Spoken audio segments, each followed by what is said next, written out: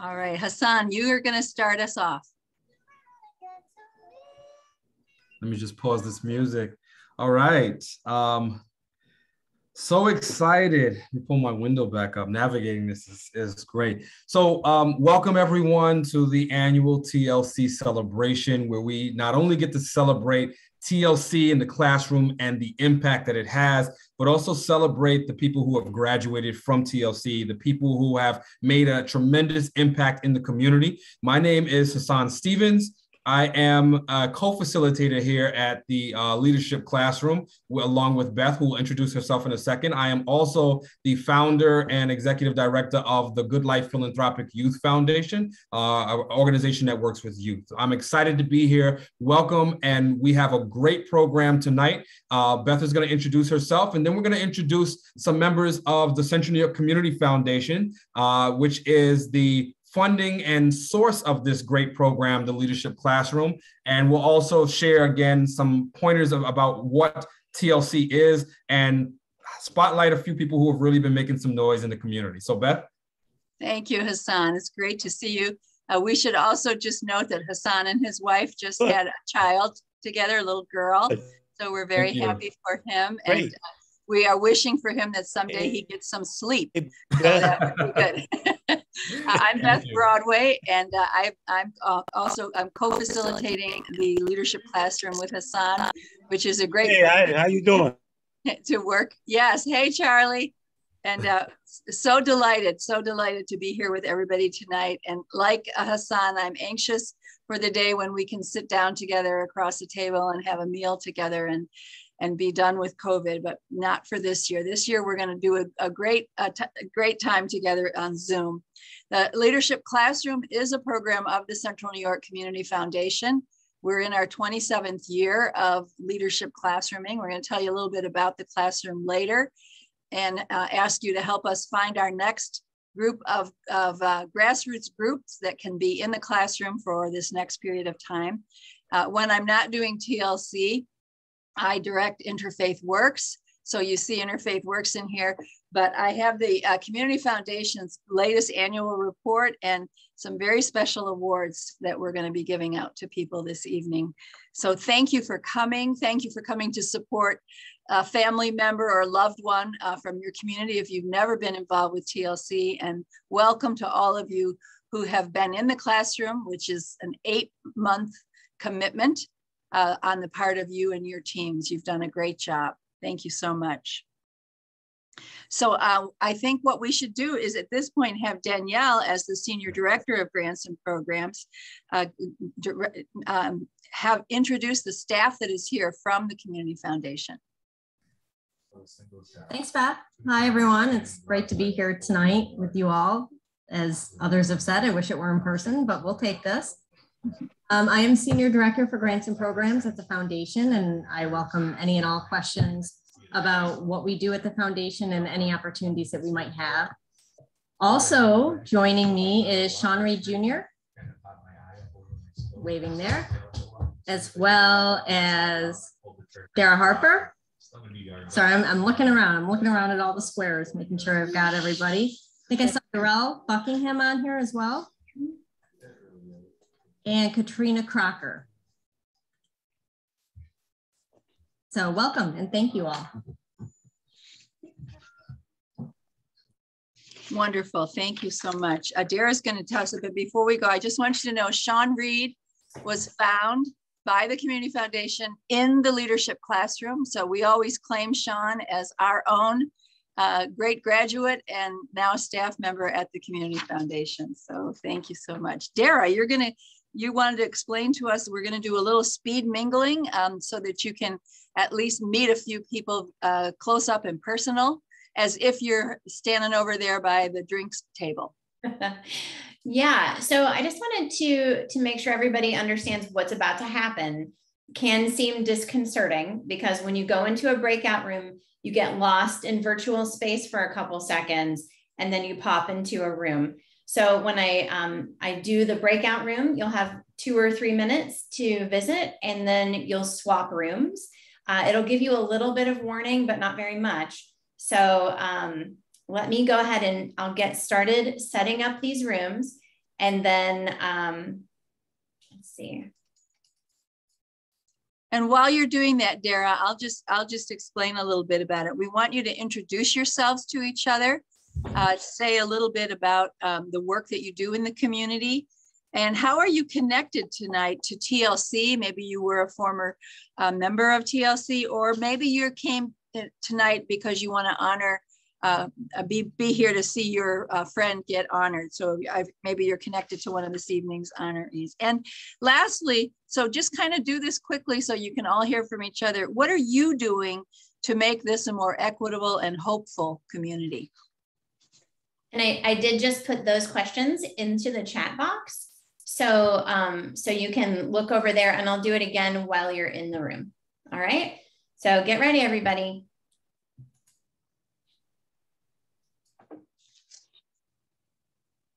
All right. You've been asked to join a room.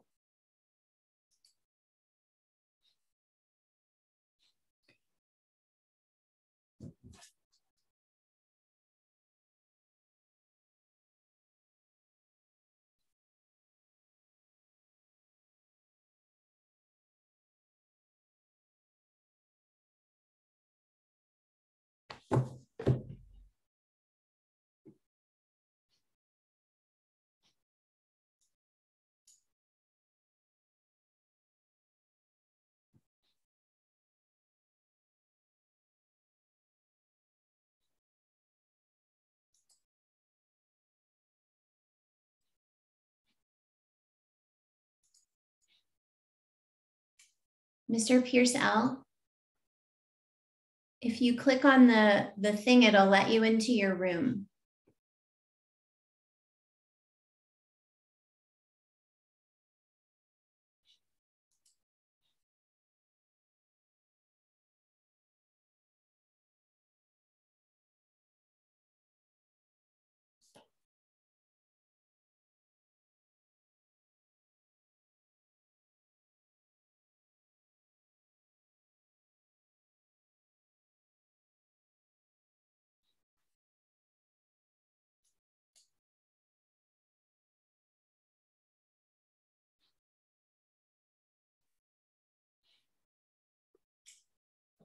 Hi, Paul. Hi. We are in breakout rooms, but we're getting ready to shut that down in just like 1 minute, and then we'll do it again. So you'll be in a room with 2 or 3 other people, and you can visit with them. This is a speed mingling. Why are we in breakout rooms? To visit. Visit. To visit, yes. So there's a couple of introductory questions, but no one will have any trouble, and you'll get to see who else here. So if you can hang out with me for a minute, and then I'll put you in a room.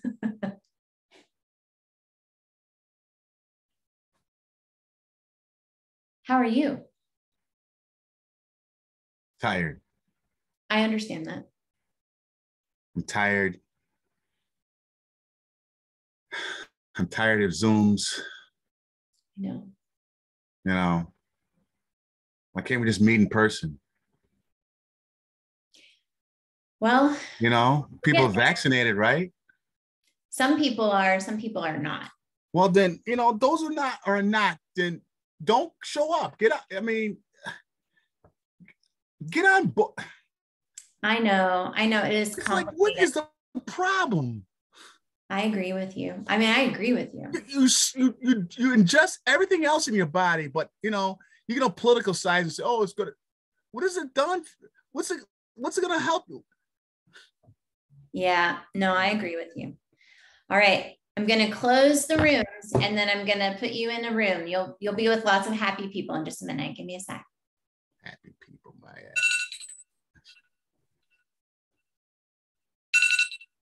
Get vaccinated. Damn. What's the problem?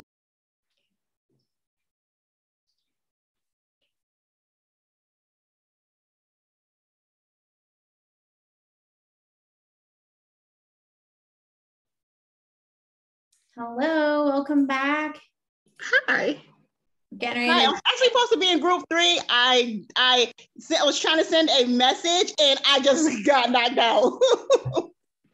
Well, don't worry, we're gonna do it again. We're gonna do at least 2 more times. So give me just a minute. Everybody's getting kicked out of their rooms right now. It's a terrible feeling to get kicked out of that room too.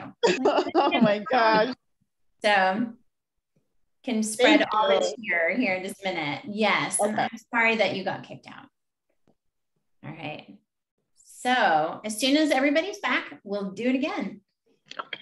So we'll recreate this. And are you guys ready? We're going to do it all over again. You'll meet all new people. All right, here we go. You have like 3 minutes.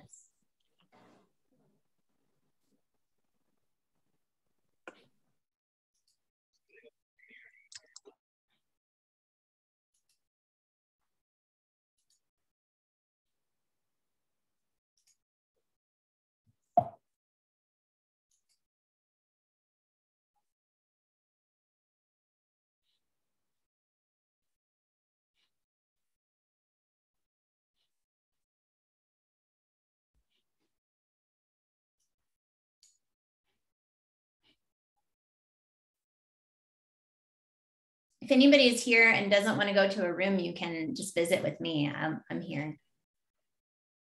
I'm here because I'm trying to connect this computer. I think you might have seen it try to link before and then it cut right off. I think something's wrong with the picture. So since it's just us, I'm gonna try to join with video now. If it's still greeny, I might have to move to another room, but that's the only reason I didn't go to the breakout because I was trying to. And no one will know that you're not there because there's not like a list of things. So it's okay. Hi, Mr. Pearsall. Uncle Charlie. I had your daughter in my room, so I had to tell her. Yeah, I had your daughter who was Coast Guard in my last group. Oh. And I had to let her know that she was a relative because we all from Dublin, Georgia. Let's see where we're getting that feedback, Tricky. It's me. It's me. You? Okay. Hold on. Better? That is better.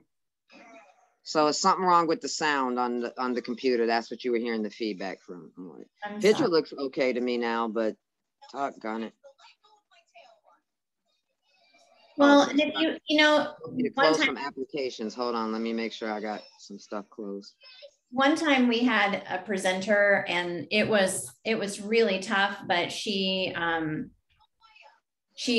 camera had gone out midway and she just talked and everybody listened. I mean, it wasn't hard. So I'm going to go ahead and close this room again.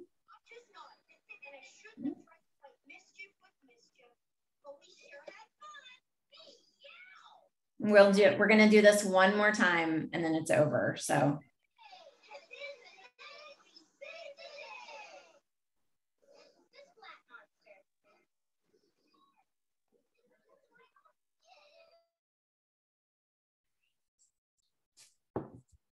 Welcome back.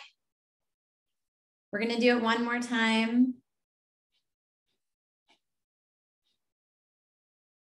Everybody's on their way back from their room. They don't want to leave this time. Now they're really sad that they're leaving. So I don't get to join a room even. I just sit here kind of by myself and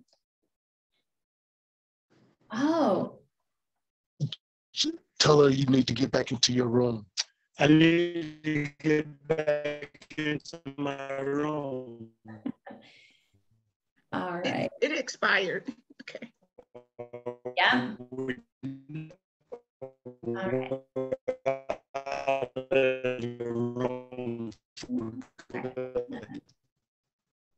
There we go. So we're going to do that one more time. And rooms expired. Okay. Mr. Pierce L is using my phone right now because the computer is down. You want to change Walter Island? Oh, okay, got it. Let me change it right now, and then we'll go ahead and go to our next. I'm just going to put Charlie so that it's well up appears. Okay. All right. We're doing one more speed mingling. So everybody get ready to say hi to all of your friends. All right. Hello, everybody. There you go. Join breakout room.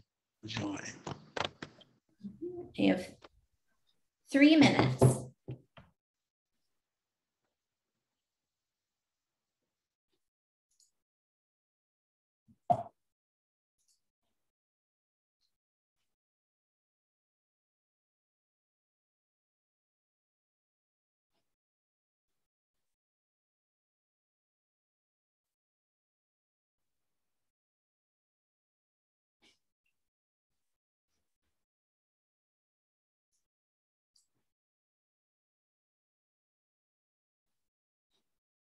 Oh, I can't hear you, Twiggy. Are you talking to me?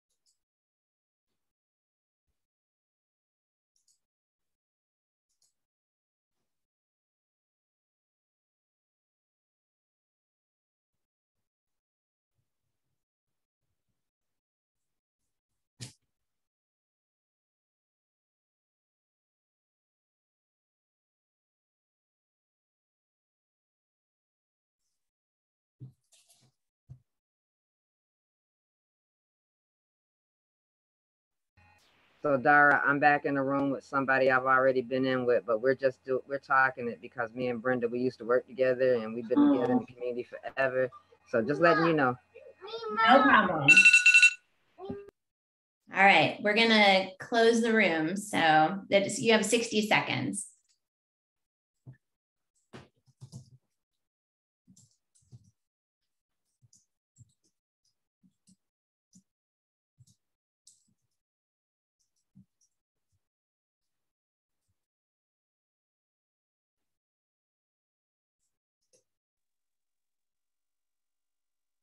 We was having a great conversation. We got cut off. I know, that's the worst. I apologize. It's not my fault.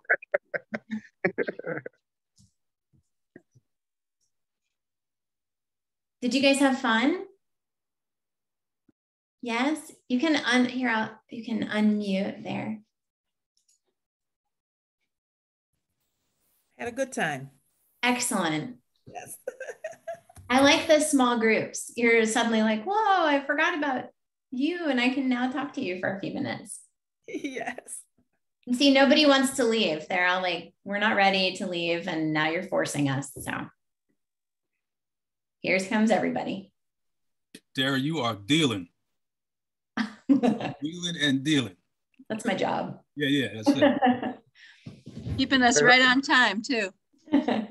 Hey Hassan, I was looking for you the third time. I hear somebody say they was keeping us on point. Al-Amin and I ended up in 2 sessions together. We were in 2 breakout rooms together. Wow. That was great, boy. It seemed like I was amongst, man, greatness. I'm like, yes.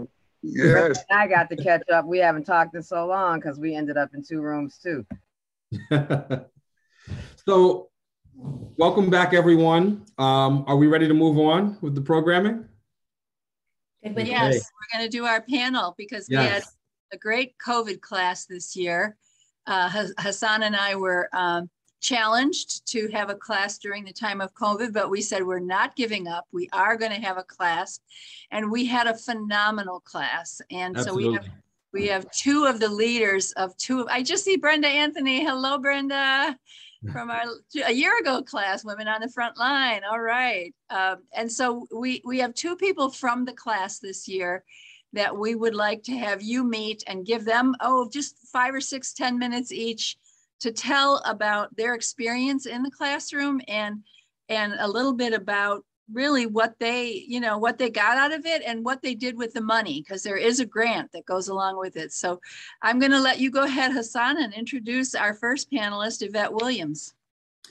Sure. So one thing that I wanted to share about Yvette is that her organization, Restore for Life, is really powerful in the sense that we have not seen organizations directly work with this particular population of foster care youth. We were really excited about her being in the group and her team being in the group.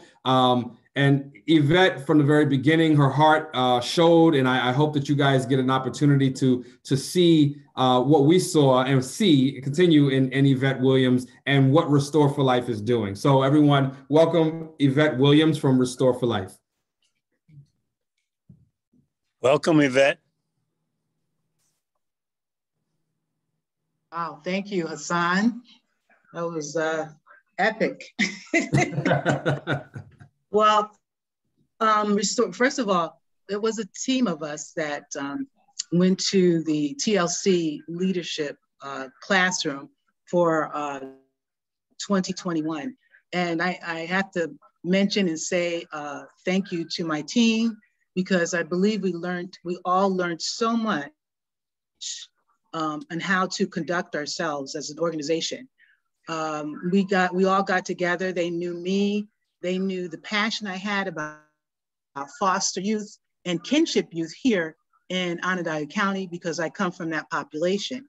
So it was always so near and dear to my heart, but only through COVID allowed us to become an organization. We got our DBA, and then, one of the lawyers' offices helped us get our 501c3. So it was just like destined to happen. And then this classroom really helped us to understand what it is that we were doing.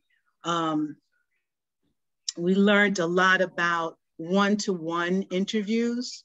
That was very helpful, because sometimes you just, you don't know, you don't have this information. So you're asking friends to be on your board, and, they come together because of, who you are. They're a friend or my husband or, people that I've known through church.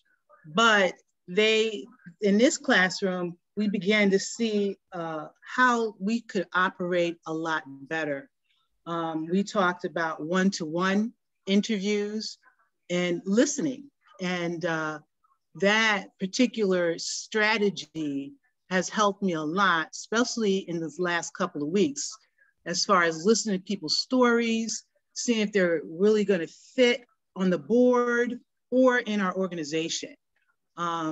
So that was another valuable strategy. We also learned about just where we are as a nonprofit life cycle. Right now we are, and Hassan always tells me, you're just beginning. Remember that you're just starting your organization.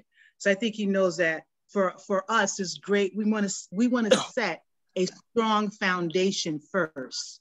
So we've been working on that, where they have the table and the legs and stuff like that. And one leg, a little, might be a little too short, and it gets rocky. But so in our organization, building our systems is very important, because if we have a strong foundation, then we'll be able to build the other legs, can get stronger and stronger. So Restore for Life right now, we are working with, and Hassan has helped us make this connection, and we're working with the Redlich Horowitz Foundation. And, it's just a learning, it's been a learning. I've learned a lot just being able to conduct and collaborate with the foundation. And just, I know, although we're small, we still have a, we still have a voice there. We still have board members. We still, learning to go back to my board members with information about this foundation. But the Redlich Horowitz Foundation, they're collaborating with us on a listening session. So we're trying to gather foster and kinship parents to have a listening session for about an hour and a half. So a lot of it has been boots on the ground, trying to find people, trying to find families. So this is what the leadership classroom has helped us do. We've collaborated with yeah. I'm sorry to cut you off. So we've got about a minute left, and I wanted you to share with people from the grant from TLC that you guys received. Can you briefly tell us about your project and what Restore for Life did? Because it was an amazing project.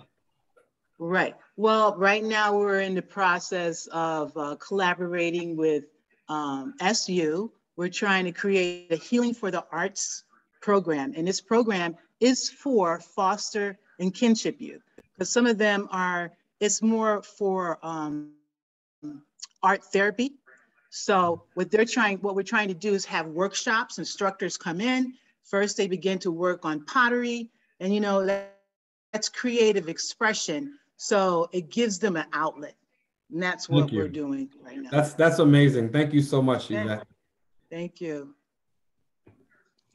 Next, we're going to introduce one of the other class members, and thank you for all of that, Yvette.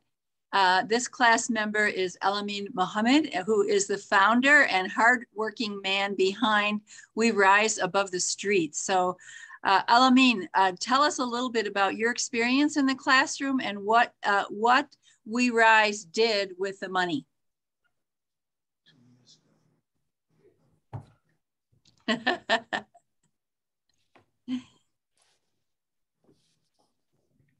Oh, you're going to need to unmute. You can hear me now? Yeah. Yes.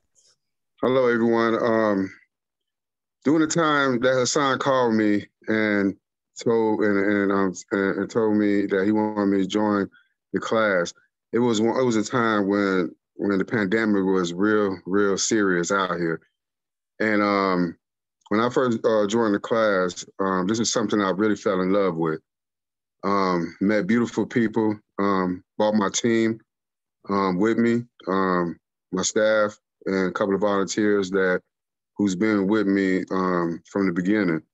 And it was important for them to come so they could see the background and other information about running a nonprofit. And at this moment, it's much easier now because they know because of the class as well. There's a lot of information that I knew already, but it was okay to brush to really brush my information back to me, to bring all this information back to me, the stuff that I learned several years ago as well. The money that we have been received, we've been all over the community through the summertime and passed out over close to 9,000 socks. We collaborate with Bell Cornerstone Real Estate, Walmart, and Clay had matched 2,000 socks along with us. And we have other local vendors has matched socks and underwears and hats and gloves, especially hats and gloves, got us prepared for this upcoming winter that's approaching us. I'm doing the class. I have built out a relationship with other of my peers. Now they come to Summer Saturday like every Saturday. I had a big relationship away from TLC and collaborate with them as well. I'm trying to see what I left out. But other than that, the Walmart and Clay, it started a relationship with them. Now they had matched 2,000 socks with the organization. Now they donate the socks like every month to the organization for free. And their staff and their employees has been in San Saturday several times as well. So that started a relationship, and that started a collaboration, and that started with them donating free socks and free other items to the organization, especially hats and gloves, because 2 weeks ago they donated like hundreds of hats and gloves. And we had the opportunity to go to the near west side and the south side and during Summer Saturday to pass out hats and gloves. Last but not least, the money that we got, we had purchased some coat, and we had challenged the community to match our numbers of coats that we had. And it's been successful so far. For the past 3 weeks, we've been passed out hundreds of children with coats around the community as well. It's amazing. Thank you so much. We loved having both of these groups in the classroom and adding them to the alumni of us. We actually want to do a little something here among all of you on the call. Now, in my breakout rooms, I got a chance to meet a couple of new leaders who are trying to start new organizations. And that's exactly what this program is here for. TLC is really all about helping organizations take that next step into really giving community service. And I want to give Hassan a chance to kind of do a plug, because we're recruiting for our January class.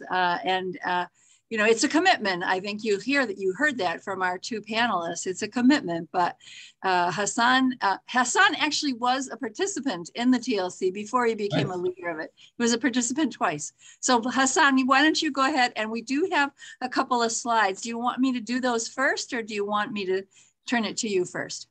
Sure. So let's go through the slides real quick, and then and we can narrate the slides, and then I'll give you my perspective. We really are, as Beth said. First of all, thank you to the panelists, and we're really relying on you guys to spread the word. So many of you are graduates of TLC. You've experienced and been with TLC. Melanie, we should talk about doing a story on TLC because the impact of TLC, I think, is really powerful. So let's go to the slides real quick and just show some of the images from it. And then I want to give you my experience and tell you a little bit about what the TLC classroom covers. I'm sorry to say my PowerPoint shut itself down. So you keep talking while I dig it out again, okay? No worries. So let me just tell you, so as Beth mentioned, it's an 8-month program. We meet COVID has really caused us to kind of get creative. Typically, we would meet one Saturday out of the month. And from 9 in the morning until 2 p.m. in the afternoon, we would cover some intensive, curriculum and information that is really the foundation and the necessity for organizations, grassroots organizations, to really be successful and to multiply the impact of their work. I actually went through the program twice, as Beth mentioned. I originally went through with another organization, and that organization didn't make it, but I was so compelled to finish it because of the value of the information that is given in the program that I knew I wanted to start an organization. I wanted to start the Good Life Youth Foundation, as I mentioned before. And I came back and I sat through twice just to get the information. And I think that's one of the ways that it kind of connected me to the TLC in a way that they knew that I was so vested in the information, they asked me to be a facilitator. Okay, we've got the PowerPoint back up. It says 27 years and growing stronger. That's a long time. A lot of the organizations that in the community, like 100 Black Men, like PGR, like all of these different groups at one point in time touched TLC. And it's for me, it's a testament to the power that's both in the community, but also in supporting the community through information. So as you can see here, it began in 1994. Beth, did you want to just share about the beginning of TLC? Yeah, as you can see, it's a pretty old program now, and we started it not actually doing it the way we do it today, but having groups come in and compete with each other for the money. And then that wasn't working. So then we shifted it up a little bit in that first year of my leading it, where it was collaborative and cooperative, because we wanted all of the people in the classroom to see each other as allies in the community, not as competitors in the community. So we're delighted about that. As you can see, go ahead. Sorry, as you can see here, more than 90 community organizations have gone through the program to date. And you can advance to the next one. This is an image of the end of the I guess the end of the term, where we were issuing out the checks. So to date, TLC has distributed leadership awards totaling over $300,000. That's significant. And so as Beth mentioned before, each organization has the opportunity to get up to now $5,000 in funding that goes towards their own personal project. And the goal of the project really is to add capacity to the organization. Part of that $5,000 is a capacity grant. So it goes towards like administrative supplies. It could be business cards. It could be, website, whatever is needed in order to lend support. One of the reasons why I love TLC so much is because when you look at the scope of foundations in Syracuse and what they do, they all kind of interconnect. And this is really that entry step, that first step for grassroots organizations to build relationships, not only with the Central New York Community Foundation, but to build relationships with other foundations as well. And it's really the pathway on their way to having that relationship to get funding for the work that they do. The program itself, 8 months, covers a number of different topics. And we use Susan Kinney-Stevens' program and curriculum around organizational development. We learn everything from basic organizational structure to how to do a logic model, to marketing and promotion for your organization and interacting with the media. How do you tell your story? There's so many different key aspects that sometimes we assume grassroots organizations know or are supposed to know, and that's simply not the case. And so the impact of the program itself is lending those skills for organizations to get not only the funding, but the volunteers, the support, the staffing, all of the different levels of support that they need to be successful in the community. So you too could be in the classroom. It does come with a grant that you learn how to write a grant. You learn how to build your board of directors. You learn how to identify your strengths and your weaknesses. You learn how to talk to the media. There's no charge for the classroom. And if you want to get involved with it, this cnycf.org/TLC, find out if you're eligible, sign up for it. And we generally pick 4 to 5 groups from the community each year to be in the classroom. So if you don't get in this year, you might get in next year, but you don't get in at all if you don't apply. So that's what we wanted to share with you. We'd also ask that if you're not interested in getting into the Community Foundation's leadership classroom, that you share the word. Some of you have already gone through. You may not be ready to come back through again, but please spread the word. If you know of grassroots organizations that are starting that could use this information, send this information out, the link to the listservs that you have, and mention it to people. We're looking to multiply and spread the word so that we can get all of the different organizations that may need this information and curriculum. So thank you. Here's a couple of groups I think you should apply. One is the Syracuse Southside Neighborhood Association's Food Pantry. I met you tonight in the chat room. Also, Preserve the Black Child at Inc. I think you should be in the classroom and work on your literacy program. And Tracy Reed, the Community Event Space. So those are just a couple of groups I talked to. Reginald Sigler, who's also doing work with a Syracuse Housing Authority. We would love to have a Housing Authority group in the classroom. We already had one once before. So if you've been in the classroom, but you've grown, you've changed, you have new leadership, you can come back in the classroom again. So we've got the link in the chat. And once again, it's cnycf.org/TLC. We hope to see you in the classroom. All right, next up on our agenda, how are you doing out there? Everybody doing, let's have a look at everybody for just a second, Dara. Do the gallery view for a second and we've got a few new people that have joined us. I think they have to do the gallery. You can do the gallery view. Oh, we can. Oh, okay. View gallery. Okay, great. So just look at each other, take a look and say hello. And it's great to see everybody. Hey, Paul Williams is here. Oh. All right. Support your wife. Yes. All right. All right. You should be in person. Yeah, I know, right? Oh, Yes. Marion We should be Irvin. in person. Let's Yes, move you're forward. Right. It's Yeah. we don't want to see. Come on now. We don't want to Let's see all you in get your closet vaccinated. Let's ever move and be again. in person. Let's stop playing around. All right. All right. Okay. Stop Great. playing around. All right. I'm sorry. I'm gonna say it. You say it. I'm with you. I'm with you. All right. So right now, what we want to do is we want to introduce our keynote speaker for this evening's festivities. And we are very, very pleased and happy that our very own Reverend George Maxwell Jones, a Syracuse, grown up in homegrown in Syracuse, but he's known to many of us as Pastor Max. And I've only known him for 2 years, but I feel like I've known this man my whole life. We're born in the same year.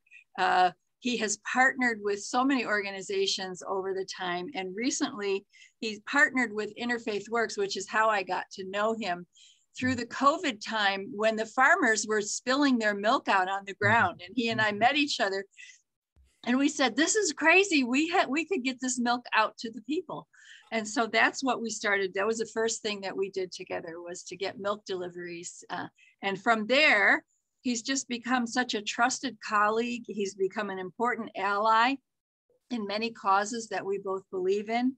And he's become a dear friend.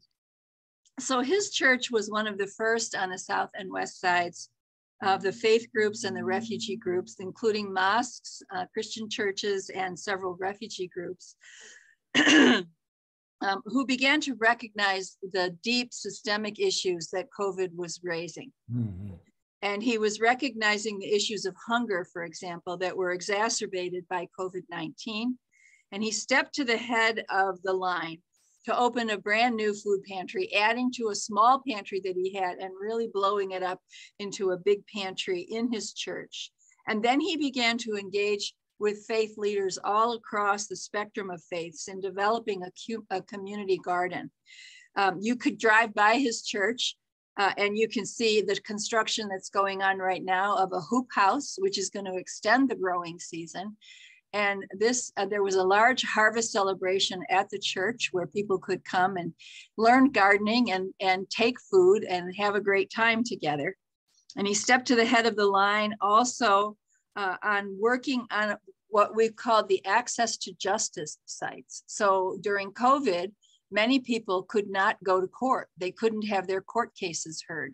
So they couldn't get their divorces, couldn't deal with childcare support, couldn't deal with, any kind of cases. And this just lingers and hangs over people. And so with Pastor Max's help, we were able to set up access to justice sites where people could go to court, be heard by their judge, visit their lawyer, whatever they needed to do, and do that remotely. And so he's got a permanent site there at his church for this purpose. He's now working to rehabilitate a community park in his neighborhood in conjunction with the TNT South Side. He and I spent some time at the Onondaga Nation over the last 2 years, building a chicken coop there and putting some chickens in the chicken coop with them. I could just go on and on. I'm just going to say a few more things. He's obviously joined the board of Interfaith Works. And he's a team leader for the Embracing Disruption work with the Gifford Foundation. He's the former chair of the Community Campaign for Love of the Roundtable of Interfaith Works. He's the second vice president of NAN. He's a major leader in the IMA, the Interdenominational Ministerial Alliance, and he joined the United Way Board of Directors recently. So he's really carrying forward the legacy of his father and mother. He is truly a community servant, and his keynote address tonight is going to blow our socks off. So I want to thank you for saying yes. And Pastor Max, we can't wait to hear your words of inspiration. Thank you very much, Beth. I didn't know I was doing all that much. How about it? Wow. And in just such a short period of time. But I certainly want to thank you for this invitation. And I want to congratulate all the leaders of TLC that finished the course this year. And I too look forward to when we can be in person so we can feel the energy and share the love in another way. But certainly tonight, I don't want to take for granted that we aren't trying to share the love. And I'm here to tell you that I feel the love and I feel the appreciation. And it was good for us to spend time in the smaller rooms, in the rooms that we set up, Dara set up so that we could get to know each other even better. And so it's the beginning of getting to know each other even more. Many of you I have seen before, and many of you I know. And it's just an opportunity for me to come back to Syracuse, where I grew up. I spent 26 years away pastoring in Jersey City, New Jersey, and also working at a high school as a substance abuse coordinator in a high school in Jersey City. And about 14 years ago, when Dad started to have his health challenges, he invited me to come back and to help him and to work with him, never knowing that I would be willing to come back full time. I don't know why he didn't think so. Maybe I didn't communicate to him that as a child, I looked up to him so much. He was my role model. And all I wanted to do was to play basketball like Dr. J and to be like my dad and be a minister. I didn't make the first one, but certainly it's a joy to be here in Syracuse and ministering and pastoring and fulfilling the legacy that he has left of caring for our community. I want to say this recognition, though, tonight for me is on the shoulders of all of the volunteers at Apostolic Church. A couple of them are here tonight, certainly Associate Pastor Alberta Abrams, and one of our community stars who just volunteers and loves to she loves to feed the hungry and also to look out for folks in the community. And her name is commonly, I call her Carmelita Rice, but many of you know her as Tammy Rice. And also the staff and the volunteers, the faith leaders who have volunteered from Interfaith Works and the staff of Interfaith Works.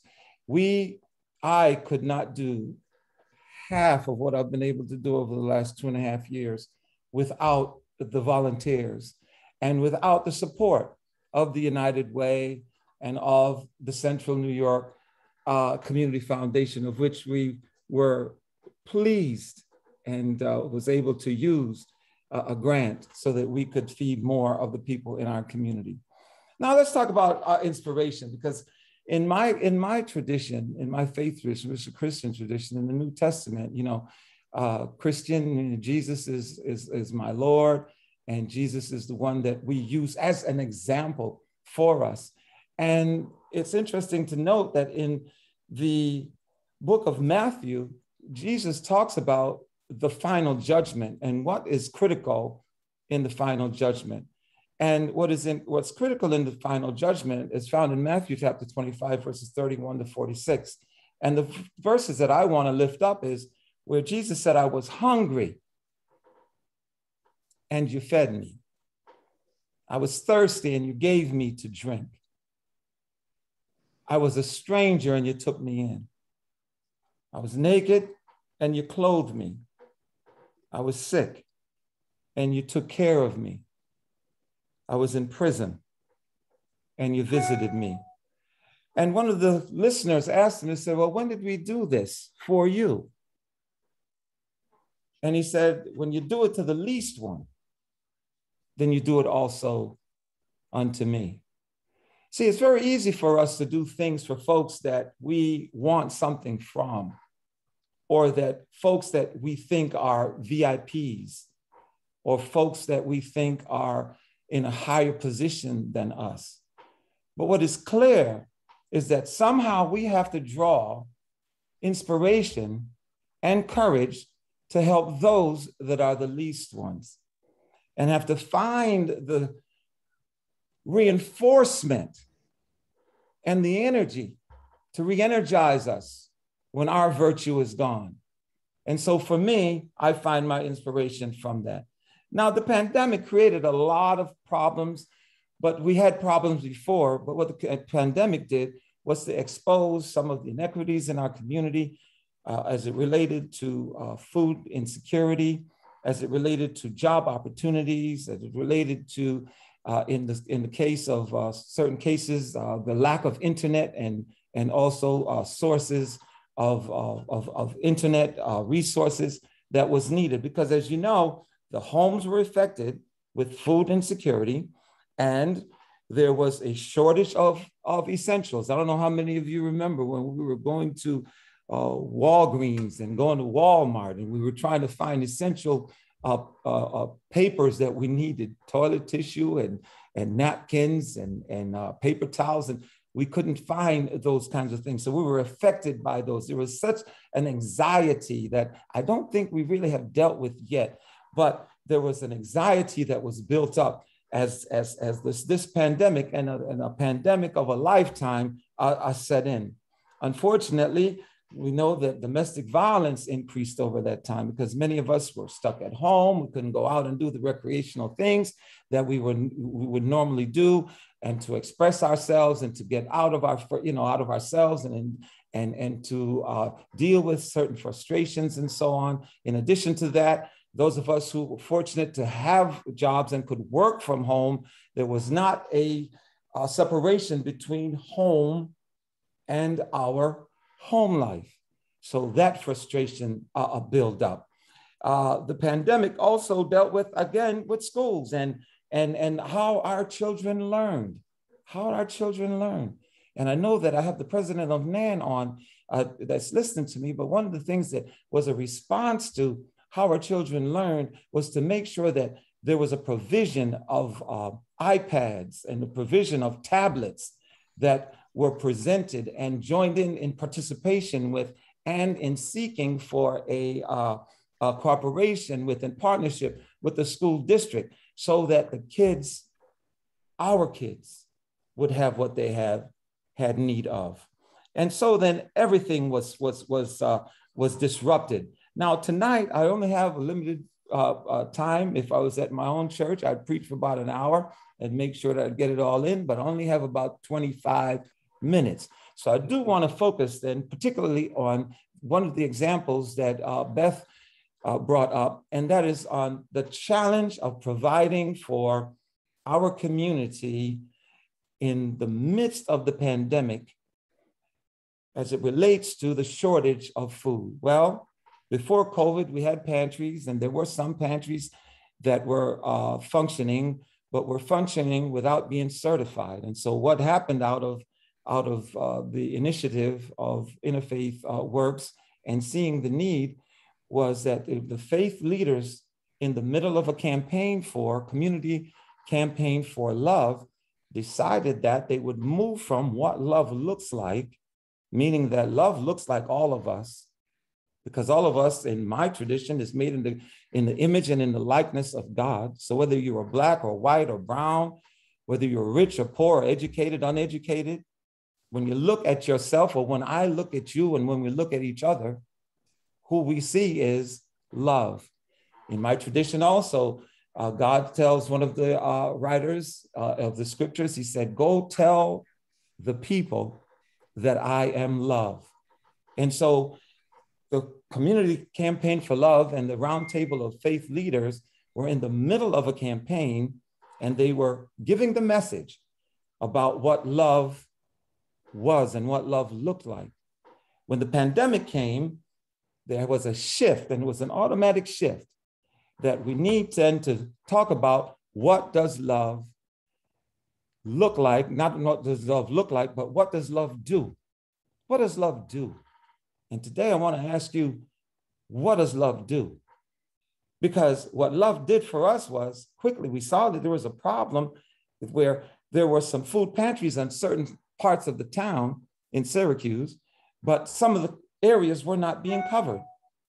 There were some pantries who had specific needs. They had the desire to serve the community, but they didn't have the capacity, the storage space to store the food, while other pantries had storage space But some pantries then didn't have refrigeration. Some pantries had transportation so that you could, use the transportation to pick up the food or to pick up the person who needed the resource. But other pantries did not have transportation. So a great idea and a response of this pandemic, a response of this problem was that we put our heads together, and out of a grant that was given to Interfaith Works, we were able to organize all of the food pantries and all of the desired food pantries, because there were some faith leaders who wanted to be a part of the solution of providing for food, but did not have the resource, nor did not have the ability to get certified and to make sure that there was a food source that was dependable and so on. So all with the cooperation of the staff of Interfaith Works, with the cooperation of all of the faith leaders, and I'm talking about Muslims and Hindus and Buddhists and Christians, and I'm talking about Hispanics and African Americans and Puerto Ricans, and I'm talking about whites that were poor, all put their heads together and began to cooperate so that we could form a pantry partners, so that we could be able to provide more effectively and efficiently. That led to a great idea that someone came up with, and that is, should we only give a fish to a family, or should we teach families in our communities how to fish for themselves? And I think that's something that, some great person thought about in scripture. Because if you give somebody a fish, you feed them for a day. But if you teach somebody how to fish, you feed them for a lifetime.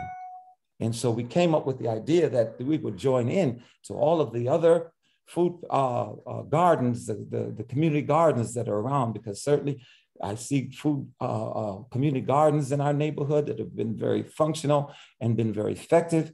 And so we decided that we would do that as well. With grants, again, from Excellus, and also with the community, CNY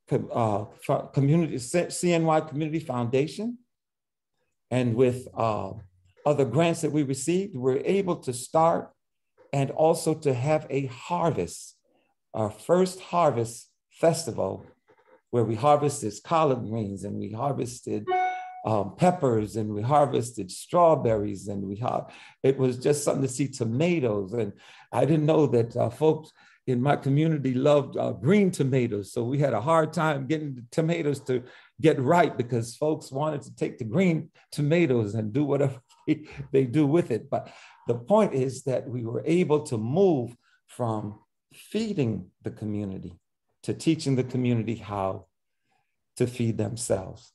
And so we're excited about that. Then we moved towards doing something else and something else and something else, just people coming together and putting their hearts together and putting their desires together and putting their love together and putting their ideas together, so that we're a better community as we speak.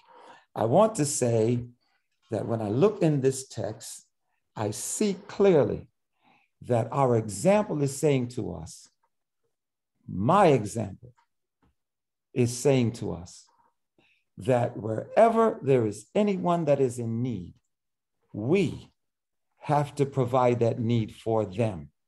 And in so doing, we then make sure that we have a community that is meeting all of the needs. We can take a look at some of these, because we talked about hunger, and we talked about also, which is in line with that, we talk about providing water for those that are thirsty. But what about the strangers? What about loving those who don't look like us? What about our neighbors? Our neighbors who are not educated like us. Our neighbors who don't practice the religion that we practice. Our neighbors who may not have religion whatsoever. How about those who don't love the persons that we love in terms of heterosexuality and homosexuality? How about those who, for whatever reason, life has brought them to a place where they are homeless and don't have a place to live? We have to make sure that we see that all of the people in the community are like a chain link, and the chain is no stronger than its weakest link. So when we spend time strengthening that weak link, we make all of ourselves a stronger chain. And so that is the kind of example that Jesus is saying. And he is, of course, my tradition. I know there's some other religious beliefs here as well. But all of our religions, all of the great religions teaches us that we are our brothers and our sisters' keepers. And so then, I want to share with you as I close an experience that I had in Sedona. I had this opportunity to go to Sedona for a retreat.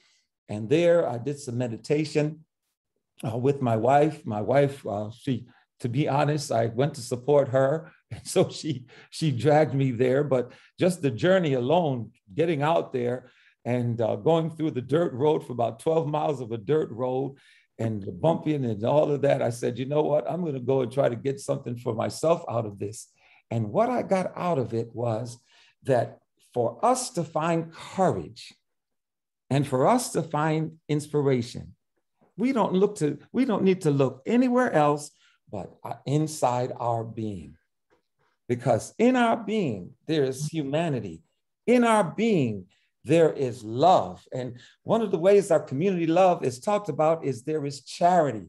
In our being there is a desire to make sure that we leave a mark. In our being, there is that desire so that our next generation goes beyond us. In our being, we want to solve the problems that we have faced for so long, so that as the next generation faces the various challenges that they will face, they don't have to carry the issues that we have been dealing with. And so one example that we had was that the group that I was in got into a circle, and two people volunteered, and they decided that that they needed healing. And so if you would picture for me a group of 10 people around two people that needed healing. And those of us who were in the outside of the circle would point to the persons in the circle and we would send them healing energy.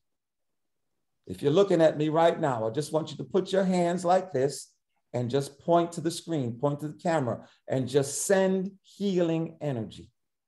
And that's what we did. There were people in the middle that they confessed, they admitted that they needed help, they needed healing energy.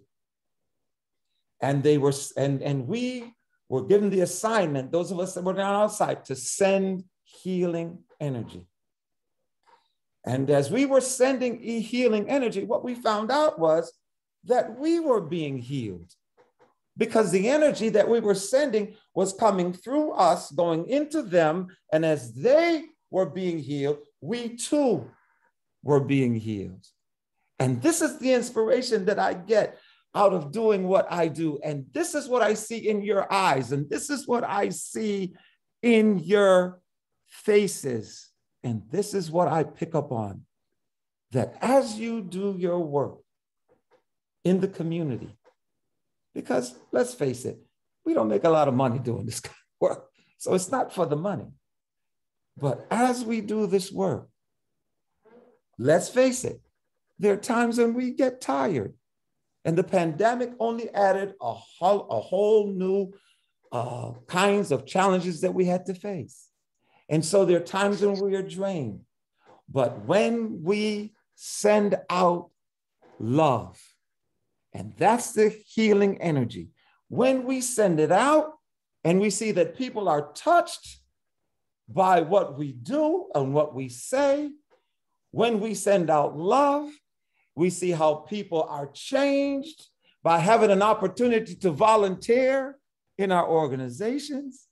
When we send out love and we see that lives are transformed, that energy comes back to us and it flows through us.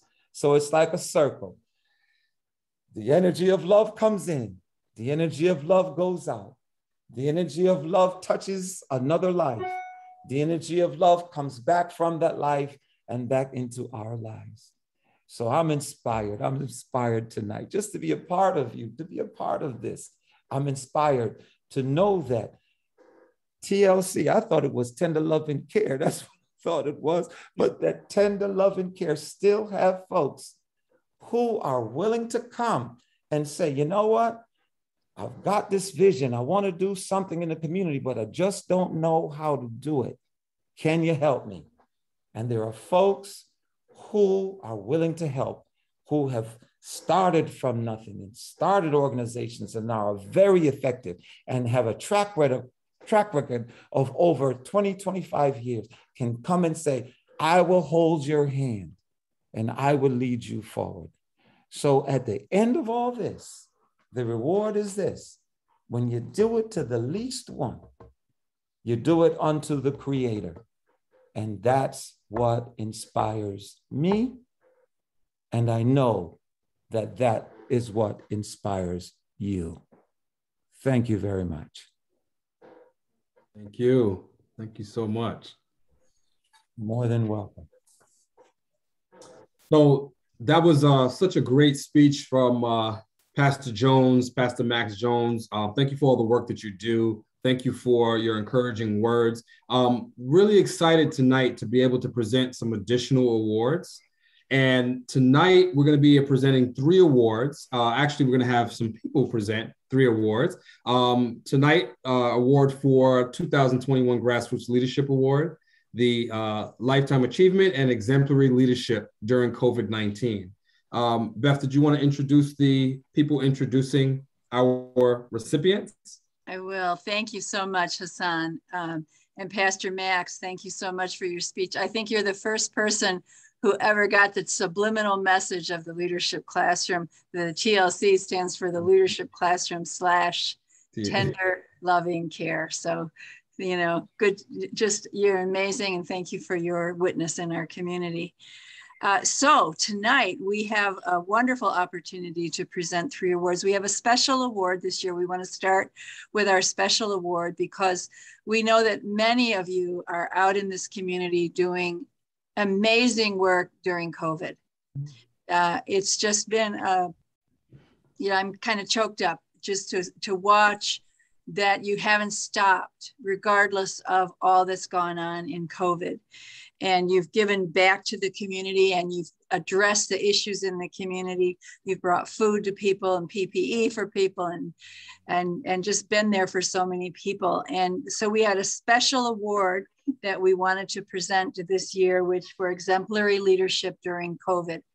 And so your award, the person that's going to receive this award, exemplary service during COVID, is going to have a special historic moment when you have that up on your shelf for the next, 50 years, because, COVID will be over, we'll have forgotten, but you're going to remember that this individual showed exemplary service during COVID.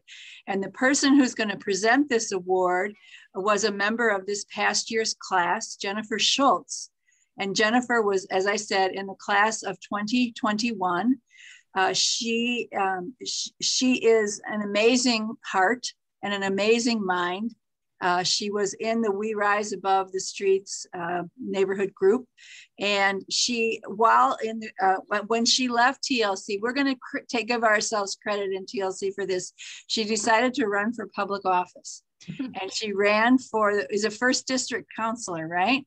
Correct. And she is the first woman in all of Syracuse's history to be elected to the first district seat on the Syracuse County Council. And we are very proud of her. We think very highly of her. And we were very glad to ask her if she would present her co-team member and the leader of her TLC organization, Al-Amin Muhammad. So Jen, it's on you to say what you would like to say about this extraordinary leader during time of COVID. Thank you, thank you, thank you. And so honored to be here in this program, to see all of these amazing faces. Wish we were together, of course, everybody does. But even more honored to be able to present this award and say a few words about Al-Amin Muhammad. I mean, to know him is to absolutely love and admire the man, and the work that he does, the passion he has for humanity is just, it's overwhelming and is such a gift to everyone. So he serves our community every Saturday at the very least. He does Sandwich Saturdays. He does so much more than that as well. But what he does is he brings the community together to help serve our most vulnerable, our homeless and hungry. But in doing that, the volunteers plus the community equals love. And to highlight what Pastor Max just said about the healing energy, that's exactly what Al-Amin does as well. He brings people together, and you think one group is giving to the other group, but really that group is giving right back to that group. So it's just truly utopia. And while COVID-19 shut pretty much everything down and nothing looked like it used to look like, somehow Al-Amin made his service continue. And it was as if he didn't miss a beat. He published a book during COVID. He got a truck for his service. And, you know, Al-Amin is a son, a brother, a father, a CEO, a motivational speaker, an author, a mentor, a leader, a public servant, a survivor, a hero, and mostly a friend. So, Al-Amin, I'm so proud of you, and I'm grateful to know you and love you so much. Congrats. Yeah, thank you, Jen. Wow, that was powerful. Wow. Guess what? It's the first time I don't know what to say. I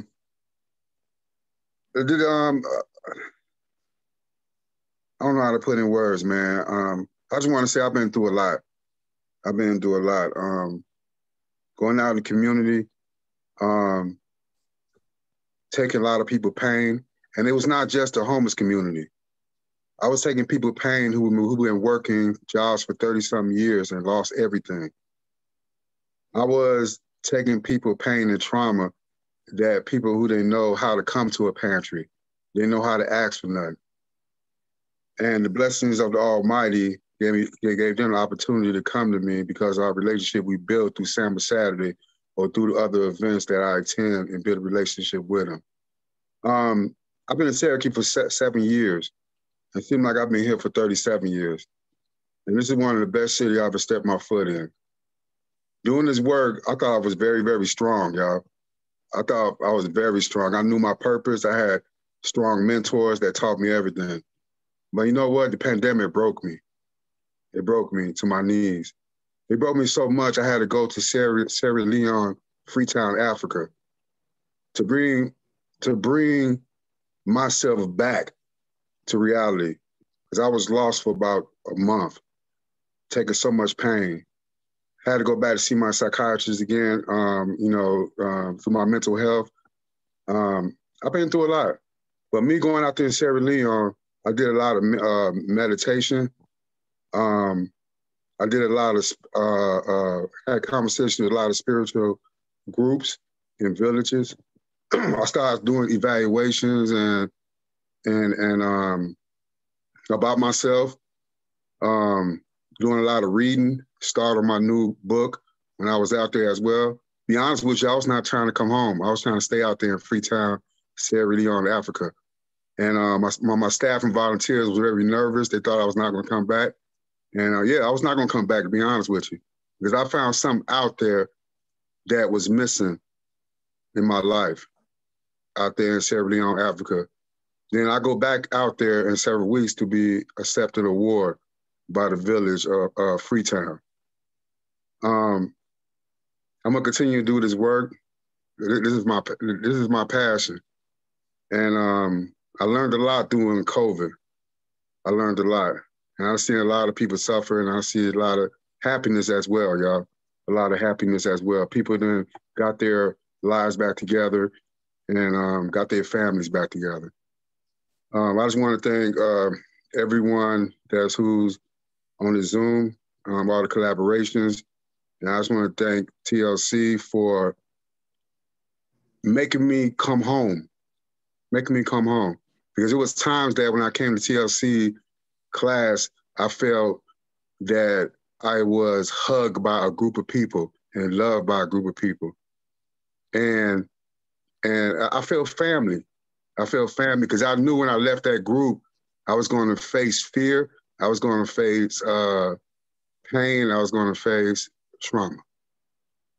And in TLC class, it really helped me out.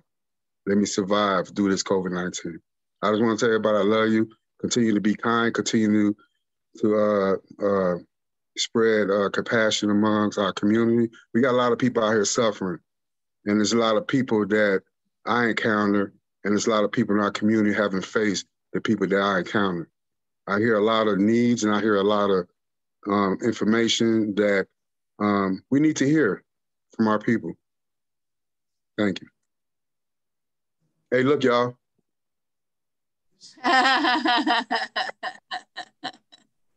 Hey, they told me don't put it on social media, right? Wait till that day. I said, who do you think you're talking to?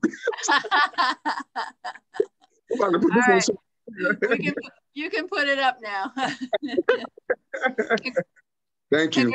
Congratulations, Al-Amin. Very well deserved and great job. Thank you so much.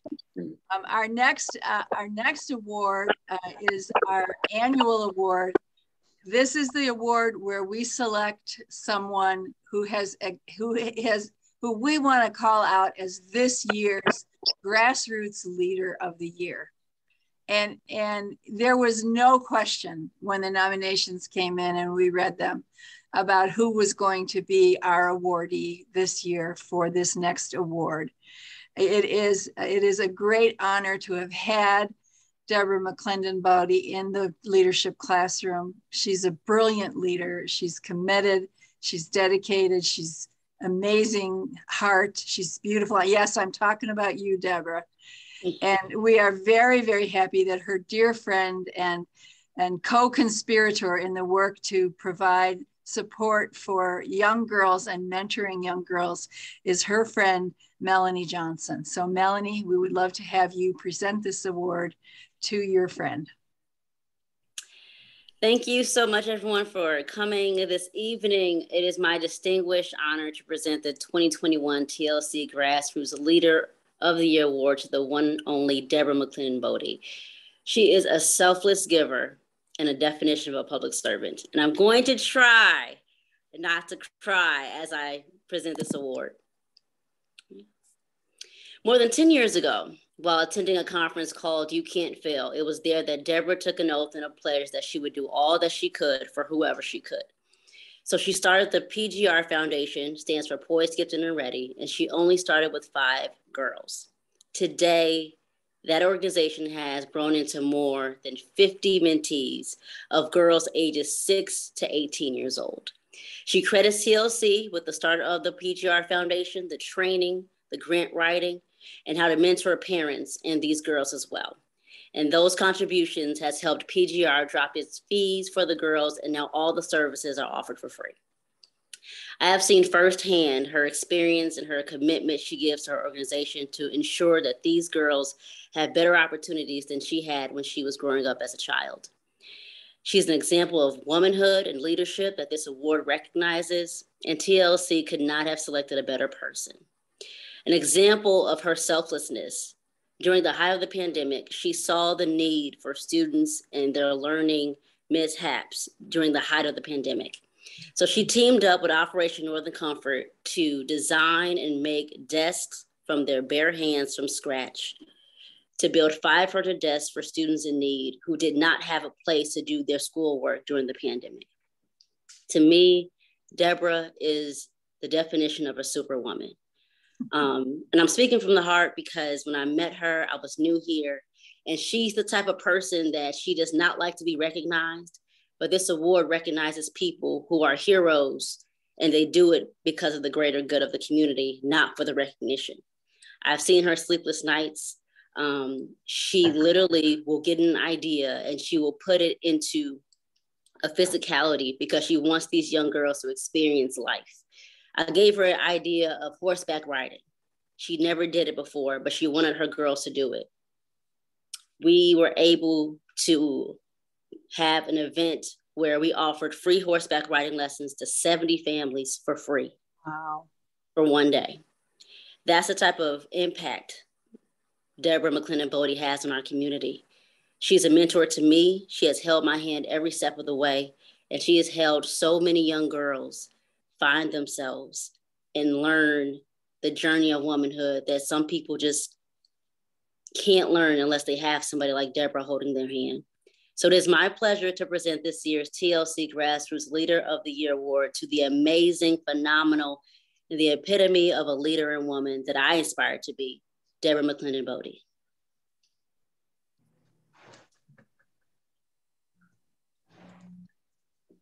Good evening, everyone. Oof. So,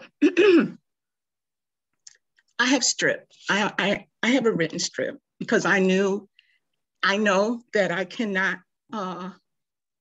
contain myself. So good evening. I would like to congratulate my fellow award winners. What an honor to be listed beside legacy leaders, Mr. Charles E. Pierce L.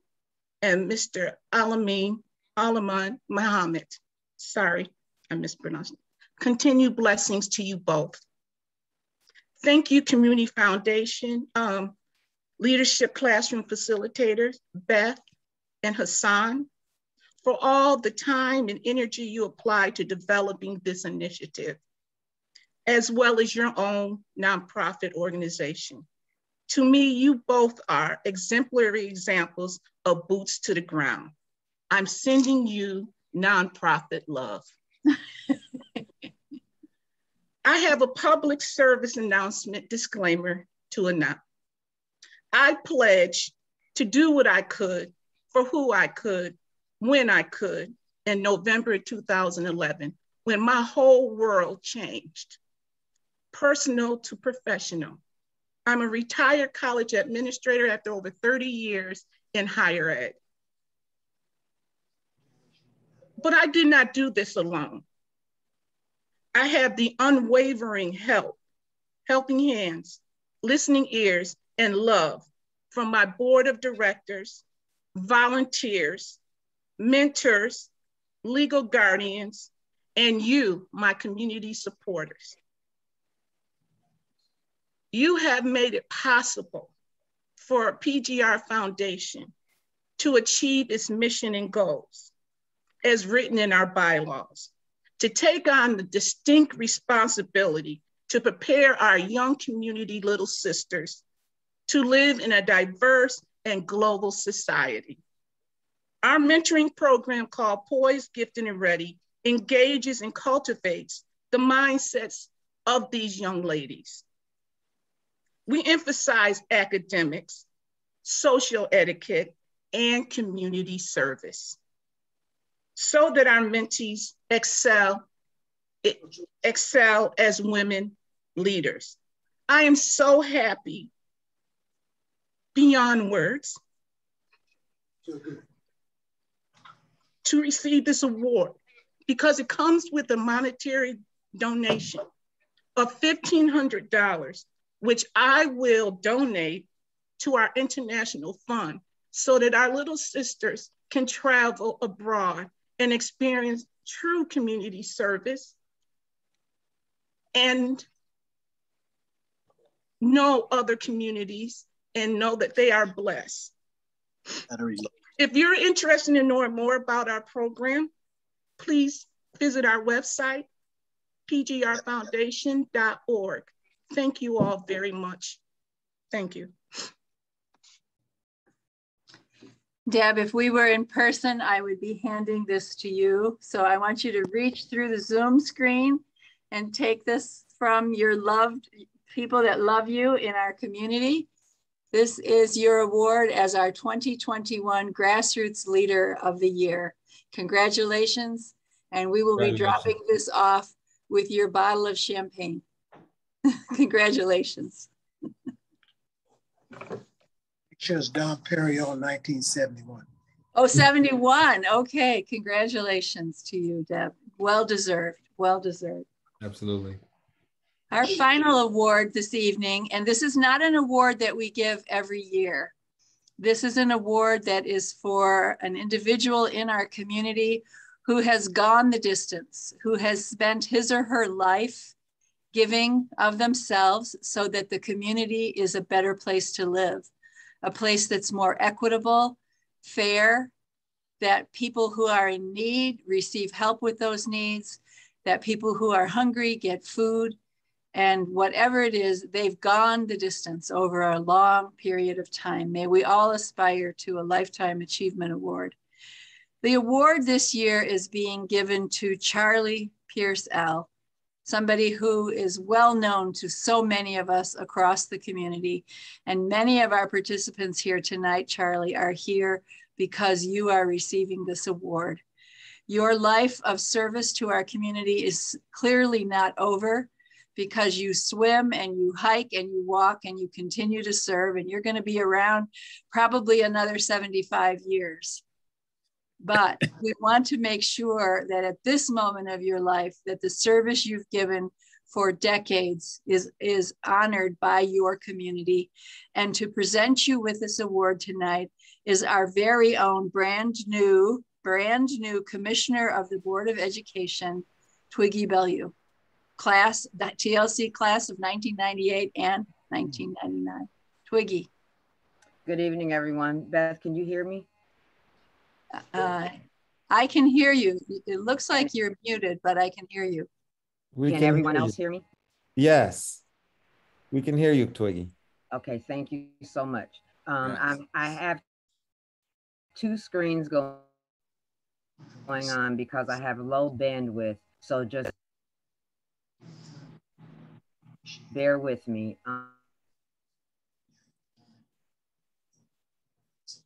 You see my name?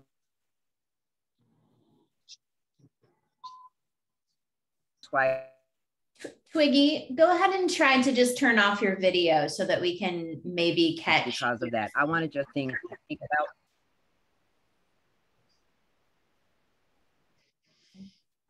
But I'm probably going to Charlie and what he means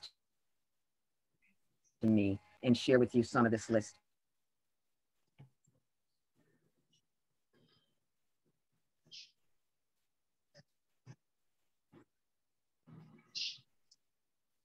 Can everybody still hear me? Yes, but Twiggy, a suggestion was made to turn off the video so that your bandwidth will only go to your voice.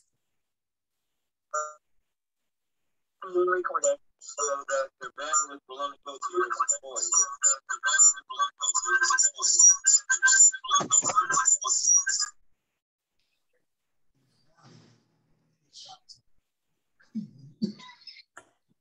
You know you do.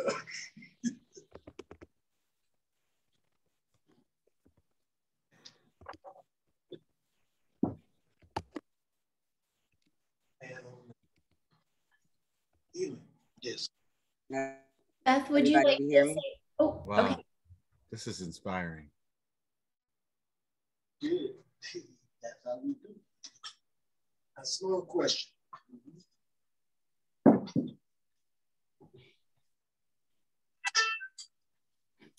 I think Beth? Can everybody hear me now? Yes. Okay, so I'm going to try this again. I apologize, but I was trying to let Dara know that I was having some issues at the beginning. So what I'm going to do is start with my friend, Charles Pierce L., share some of the things that I was asked to share, because most of you all know my friend, my big brother. I'm known as his little sister when he refers to me. Know him as the mayor of the South Side. Being 76 years young, he is primarily active. You see him on Wednesdays, on Fridays, outside on the corner, making sure that line is steady while they're giving out food, and making sure that everybody has an opportunity to receive that. In keeping with John Lewis, he considers himself a good troublemaker. I just consider him good trouble all the way around. Charlie has a passion for helping people and helping his community. Just going through this election process, I know how important it is that he makes sure that people are not only educated on the voting process, but making sure that you have the ability to ask questions, your questions of the candidates, all candidates, and being fair in that assessment of asking questions. Being a very straight up person, sometimes having to set people straight, get you together. So you all know what I'm talking about. Some of you all have been gotten together by Charlie Pearsall. And it's a good getting together, right? Those of you that have had to get yourself together, he's done it in a very loving, nurturing, never to ostracize you, embarrass you, or put you in a way that you would feel like you would never want to come back. Always being humble, sharing his life experience with you as he tends to help you in whatever endeavor you might ask. He believes that it's important for people that have been incarcerated to get a second chance, that you need to live, play basketball, swim, and stay healthy. We have to look out for our children, seniors, the babies, as he refers to them, and our veterans, because that's something that those are folks that have given service in some regards to making him who he is, and giving that back is the way that Charlie likes to do it. I've heard stories when I came to the city of Syracuse, when we first got together was around the Gen 6 issues, and we got called out somehow. I don't know how it became Charlie Pierce and I, but we got called out to JD. It seemed like Charlie and I worked for JD. Charlie, shake your head if I'm right. Yes, right. There was a young man named Mickey Davis that should have been an NCAA basketball star that was not getting the things that he needed from his IEP, nor the things that he needed in sports. And not only did the principal and teachers reach out, but almost every other day we found ourselves at JD. And when I could not make it, Charlie went on his own. I remember a Cadillac. I remember lunches on the road. I remember meetings at my house. I remember my husband being involved, because then we found out through this work that not only did I have a big brother named Charlie Pearsall that did the same thing as me, he was also from a little town in Dublin, Georgia, the same very place that my husband's family was from. So that brought us closer together. We had no idea that we had that connection. We just knew we were connected, as so many of you all have found in meeting with Charlie, that you have connections that you never, ever thought that you had with him. As I begin to close, it's hard for me to close because this is somebody that I care about. I remember having lunch at Luigi's with Charlie and my husband, and just my husband being able to talk about his side of the family in Dublin, and Charlie being able to talk about his side of the family. And we were like, we the same side of the family. So having the historical perspective of Syracuse, the way that I got it, wasn't just through research. It was from Charlie being able to tell me from his days at Chrysler to the days before Chrysler, when Congress of Racial Equality, and how important my Aunt Emma was to the community, and how he and her and others stood up. I was very intrigued to know that he was the 1968 Golden Gloves champion, and he still works out, as you all can see. I remember not wanting to go to the Faith and Hope Center because I had so much on my plate, so I was able to tell 2 other people no, but then Charlie came, and he said, Twiggy, we need assistance with getting grants, with getting this, with getting that. I was able to tell Reverend Howard no. I was able to tell Dr. Hal Garman no. I was able to tell Bob Harrison no. I was able to tell a lot of people no, but then it came to the mayor of the South Side. And I could not tell him no, nor did I want to tell him no. So I say to you all, this Lifetime Achievement Award that is being presented, I am honored to present it to Charles E. Pearsall, who means so much to me and this community, as well as the leadership classroom. This Lifetime Achievement Award does not limit the things that you still have to do. Your bucket list, I know, is not complete. You are nowhere near the quit. I'm just so honored that I'm able to give you your flowers while you are still living, which sometimes we don't.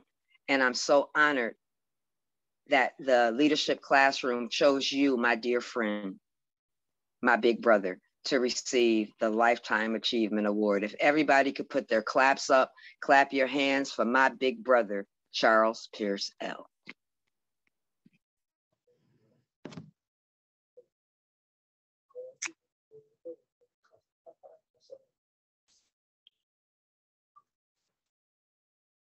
I want to thank you for that, Twiggy, because the things that you said were absolutely on point. The thing that I need to correct, though, I wasn't born in Dublin. That's where my mom and dad came from. I was born here, and it's Charles R., which is Charles Ray Pierce. But outside of that, you got everything right. I appreciate that, and I'm glad that they did choose to talk about me because you knew about me. And when we first met, I knew that there was something special about you, little sister.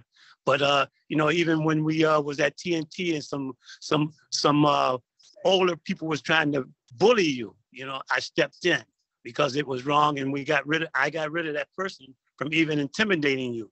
You know, so you know those things, and I appreciate you to this day. You know, and your husband and your children. You know, because you're still active. I talk about you all the time. I'm glad and congratulations on going on the school board because you fought for that and you well deserved that as well as I deserve this award. And I also want to thank my daughter because you guys probably didn't know that Mary Cunningham is my daughter. And my daughters and my sons are very precious to me. And the community is precious to me. And I'm going to continue to fight for the people of my community, especially my children and stuff. So I'm very proud of Mary Cunningham. She went to Corcoran. She went into the Coast Guard, and she's doing the same work in the Coast Guard. As a community citizen now back out of because she retired from the Coast Guard, and she's doing the same work that she was doing when she was in the military. And I'm so very proud of her. I know this Corcoran did not recognize our daughter the way they should have, but that's beside the point. I'm going to recognize her. I'm going to make the world know about her as I do Twiggy. And I understand my daughter and Twiggy get along real great. I know this for a fact, you know.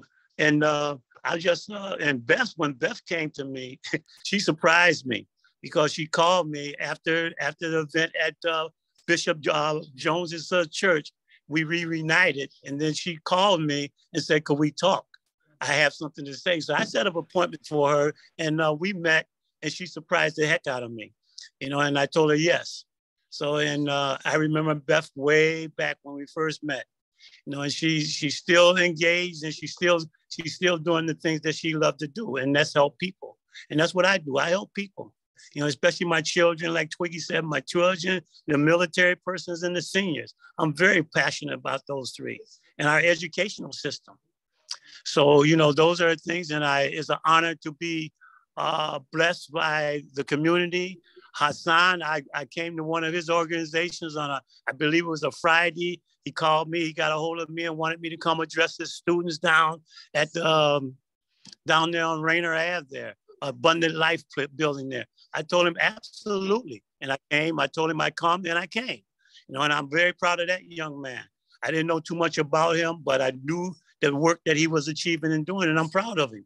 So when he reached out, it was a no-brainer. So you know, that's and Twiggy said it best to everybody. And thank you. Thank you, Charlie. And please look around, and people are applauding for you. They're putting up little hearts for you. They're so proud of all of you done. I want you to know we got your award right. There is an R in there, not an E in there. So you got the correct spelling for this Lifetime Achievement Award, which is a very special award from your community in thanks for all that you have done. And you will be receiving a cash gift award as well, which you have told us you're going to donate to the Southside Homeowners Group so that they can continue their work around housing equity in the community. And tonight, we just cannot thank you enough for all that you are. We're glad to have among us a man of your character, of your strength, and a good troublemaker. We love a good troublemaker. In the tradition of John Lewis, we have our very own troublemaker in the community. So tonight, all of these awards, and we're going to be dropping this off with you. We are very happy that we can give this to you. So tonight, among all of our honorees, the foundation is presenting over $5,000 in awards to our individuals who have decided to donate that back to their own organizations. And we're very proud of you and very proud to be able to continue to support this important work that you have all chosen to do for our community. We have gone a little over our time, but it was well worth it to me to hear these stories. Absolutely. Well worth it to me. And I want to thank the Community Foundation, especially Dara Harper, who has been our tech person tonight, but really our tech person throughout this entire planning. You've been a wonderful planner for us. We are deeply grateful to you for making this a fun event, even though we couldn't eat together. That'll have to come.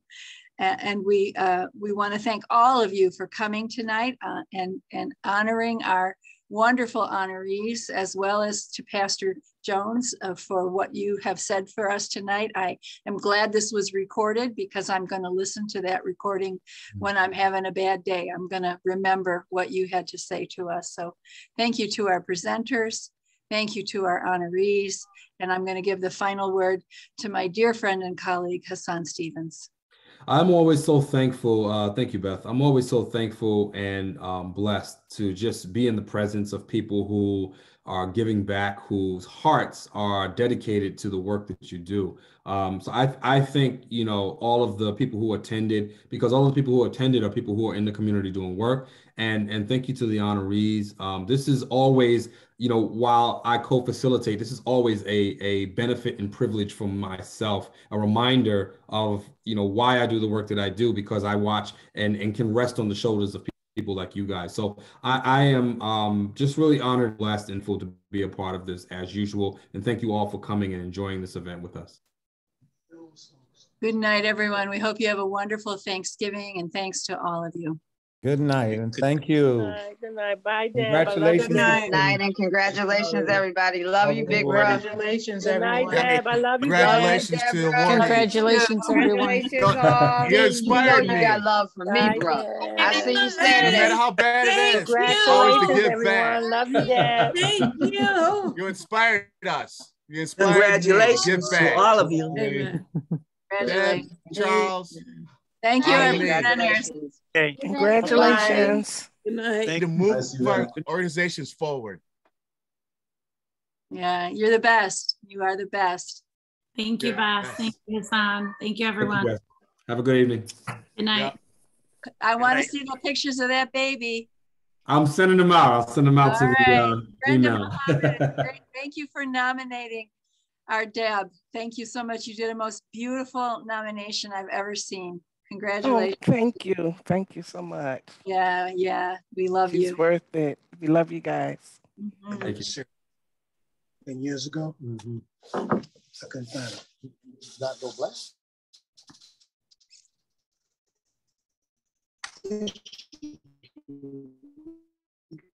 Dara, I hope you feel satisfied that all your work and worry paid off. Dara, thank you so much for all the help and everything. And I appreciate, and Beth, thank you very much for holding it down and you know, helping me get through this period of fatherhood. yeah, you haven't been father of a baby for many years here. Been 16 years. Yeah. Whoops, how did that happen, right? Well, it was planned. I don't mean that part. I mean, like, wow, how did I get to be so old? Oh, yeah. Well, wow, 16 years. You're right. I feel old. I feel like I'm getting old, but I'm going to be running around with this kid. So I'm going to send pictures in the email for everyone to see. That sounds good. Well, you know, my son just had a baby and he's 46 now. So he's close up. I'm not the only one. I'm like, no. Yeah, he's running hard. He's what they call paddling hard. Keep it going. Great. But Dara, you did a great job. How